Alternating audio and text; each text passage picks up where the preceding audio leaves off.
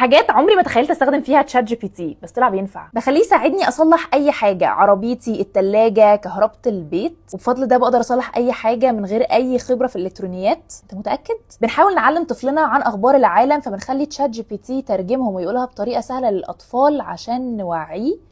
متأكد ده المصدر الصح؟ انا لاجئ جديد في البلد ومش عارف اتعامل مع البيروقراطيه ولا اللغه اللي هنا، فبخليه يفهمني الاوراق القانونيه والمصطلحات اللي الناس بتستخدمها في الشغل، وبسببه عرفت اعيش في البلد دي احسن. الكلام ده ينفع في مصر؟ نصيحتي يستخدمه في كل حاجه في يومك، اديله معلومات كفايه عنك واستخدمه في حل مشاكلك، واول ما يعرفك كويس قوي ابدا اساله على 5 مشاكل في شخصيتك محتاج تحلها وهتنبهر. هو ليه الناس بتعمل كده؟ بسببه صلحت الدفايه والبويلر وقفال البيبان، عملت ديكوريشن للارض وللحيطان، ولو عايزه اشتري اي حاجه جديده للبيت بصورها وبقول له ازاي اعملها في البيت. لقيته مفيد جدا نفهم البورد جيمز او الالعاب الورقيه. بفتح الفويس مود واقول له انا قاعد مع شويه صحاب ليا وعايزين نفهم اللعبه الفلانيه، ممكن تشرحها لنا وتقول لنا استراتيجيز عشان نكسب فيها. هو ده ممكن يشرح لي سكرو؟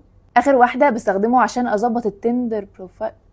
بس كده. قولوا لي ايه اغرب حاجه بتستخدموا فيها تشات جي بي تي؟